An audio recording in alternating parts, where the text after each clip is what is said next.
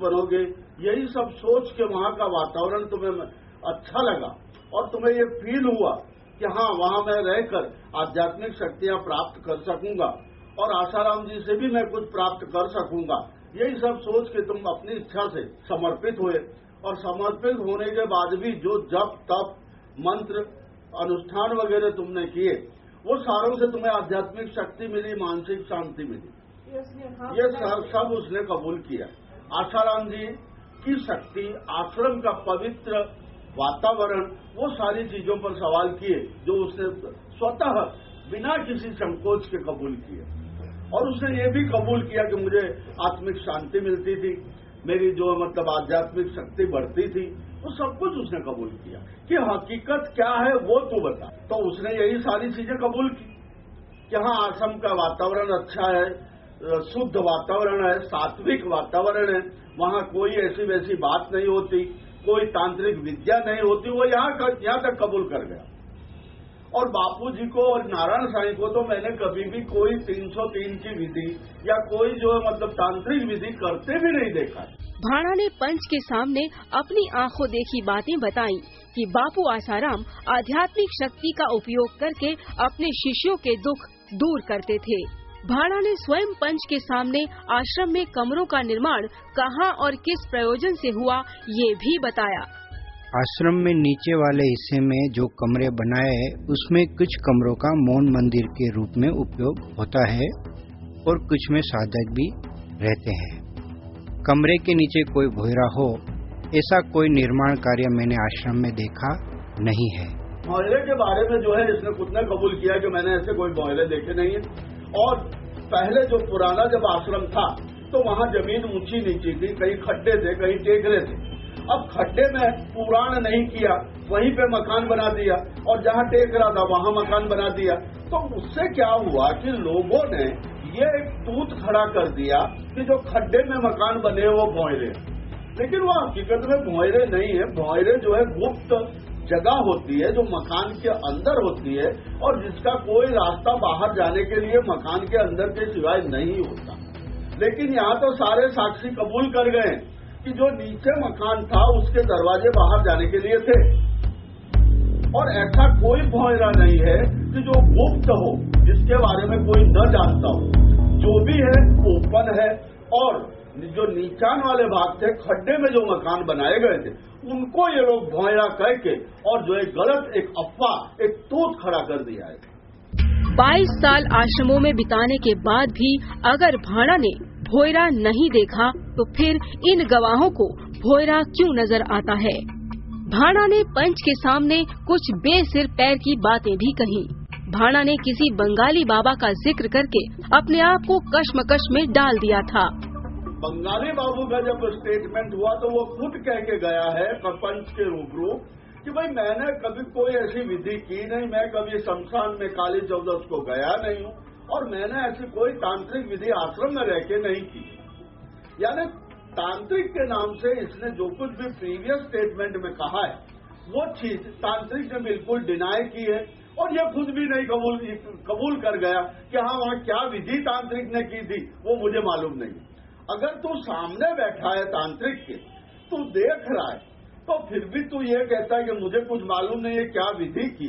इसका मतलब ये है कि जो तांत्रिक वाली जो विद्या है, वो विधि है बंगाली बाबू वाली, शमशान के अंदर वो जो है सारी एक मन गढ़ंत कहानी बनाई गई है।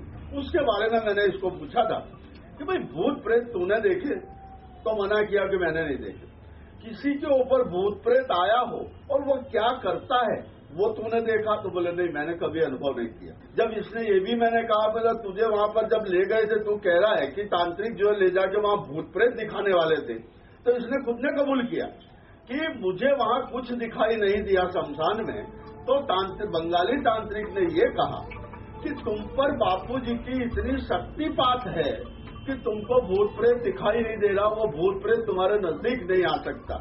यानी बापूजी से इतना शक्तिपात मिला है भाणा भाई को कि ऐसी कुदृष्टि जो है जिसे अपन प्रेत योनि कहे, वो इसके नजीक नहीं आ सकती। अब जहां तक पानी छांटने वाली बात उसने बताई थी, कि बापूजी हाथ में पानी लेते थे और मंत्र पढ़ के पब्लिक पर छांटते थे, या जिसको भूत प्रेत लगा हो उसके ऊपर छांटते थे। और मंदिरों में आज भी, कृष्ण जी के मंदिर में देखिए, शिव मंदिरों में देखिए, सब जगह पूजा होने के बाद, आरती हो जाने के बाद पुजारी जी हाथ में पानी लेकर ऑडियंस पर पानी छांटते। यानी पानी छांटने वाली जो बात है वो कोई तांत्रिक विधि में या टुचकों में नहीं आती है, ये उसने खुद ने कबूल किया, क्या मंदिरों में होता है। अब बापूजी मोरपींछ उतारते थे, लोग इसको भी तांत्रिक विधि कहते हैं, लेकिन मोरपींछ का महत्व क्या है वो कोई नहीं जानता। मोरपींछ जो एक ऐसी सात्विक चीज है कि वो कृष्ण भगवान के मुकुट में सर पर लगती थी, यानी ये भी आध्यात्मिक हुआ। बापूजी को कभी उसने कोई जो है गलत काम करते देखा नहीं है, सुना है। सुनाने वाले जो है वो सारे आश्रम से निकले हुए हैं, या जिनको आश्रम से उनकी गलत कार्यवाहियों की वजह से, गलत कामों की वजह से निकाल दिया गया है, उन लोगों की सुनी सुनाई बातों पर ये सब कुछ बोल गया था। लेकिन लोगों के बहकावे में आकर किसी खास कारण से ये थोड़ी बहुत गलत बातें पहले बोल गया था। अब बात करते हैं महेंद्र चावला की। महेंद्र चावला, इसे तो कुछ चैनलों ने गोद ले लिया है। आए दिन ये कुछ न कुछ वहाँ अपनी मनगढ़ंत कहानियाँ सुनाता दिखाई देता है। महेंद्र अपनी ही कही बातों पर नए नए मोड़ देता चला जाता है।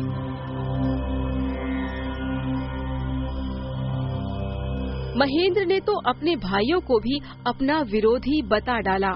आखिरकार उसने माना कि आश्रम में स्टोर रूम को वो भोयरा यानी गुफा कहता है, उसे बेसमेंट भी कहा जा सकता है।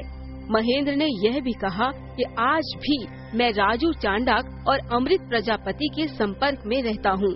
महेंद्र ने अपनी चली हुई चालाकियों को भी पंच के सामने स्वीकार किया। आश्रम में भोयरे के बारे में जो मैंने कहा है, वो आश्रम में जिस जगह में आश्रम का सामान रहता है, मतलब कि स्टोर रूम था, उसे मैं भोयरा कहता था। ये बात सत्य है कि अहमदाबाद का मोटेरा आश्रम जिस स्थान में है वो खड्डे टेकरे वाला क्षेत्र है। खड्डे वाले विस्तार में जो कमरे बने हैं उनको भोयरा कहता था। आश्रम में मैंने जो भोयरे वाले कमरे की बात की, उनमें से 5 कमरे ऐसे हैं कि कमरे के नीचे कमरा है, उसे बेसमेंट भी कह सकते हैं। प्रेस की ताकत में जो समाचार छपे और मैंने पढ़े, उनमें मेरे भाइयों के भी प्रेस द्वारा इंटरव्यू दिया गया, ऐसा मैंने पढ़ा। उसको पढ़कर मुझे पता चला कि मेरे भाइयों के द्वारा प्रेस को कोई इंटरव्यू दिया गया है, या तो प्रेस द्वारा लिया गया है। मेरे भाइयों के साथ मेरे संबंध में मैंने जो पहले बताया, उसके अनुसार वो भाई मेरे विरोध में हैं। मैंने इस विषय में उनसे कुछ जानने का प्रयत्न नहीं किया। ये बात सत्य है कि कंप्यूटर द्वारा किसी का भी नाम, किसी भी प्रकार का, किसी भी संस्था एवं किसी भी साइज का लेटर हेड तैयार हो सकता है, बनावटी हस्ताक्षर किए हो, ऐसा मैं जानता हूँ। अब बात करते हैं कौशिक पटेल की। कौशिक पटेल एक पढ़ा लिखा और अच्छे खानदान से संबंध रखने वाला व्यक्ति है और आश्रम में काफी सेवाएं किया करता था, लेकिन निंदकों के कान भरने की वजह से आश्रम छोड़कर चला गया। तफ्तीश के दौरान कौशिक ने कई खुलासे भी किए। जैसे मैंने उनसे एक बार सवाल पूछा कि आश्रम में साइंटिस्ट भी रहते थे, तो उसका बड़ा विचित्र जो मतलब वर्तन था उस वक्त कि साइंटिस्ट यानी क्या, यानी इतना हाई क्वालिफाइड जो आदमी एजुकेशनली, जिसने फॉरेन कंट्रीज के अंदर एजुकेशन लिया है, उस आदमी को साइंटिस्ट किसको कहते हैं ये भी मालूम नहीं था, और वो उसने एडमिट किया। कौशिक ने पंच के सामने माना कि गौमूत्र और गाय गोबर से जो चीजें तैयार होती हैं, उसमें उसने काफी सेवाएं दी हैं। मुझे ये सवाल पूछने के पीछे कारण मेन ये था कि संत श्री आसाराम जी के आश्रम में गायों को भी पाला जाता है, और वो ऐसी गायें हैं कि जिनसे कोई लाभ नहीं है, वो दूध देती हुई गाय नहीं।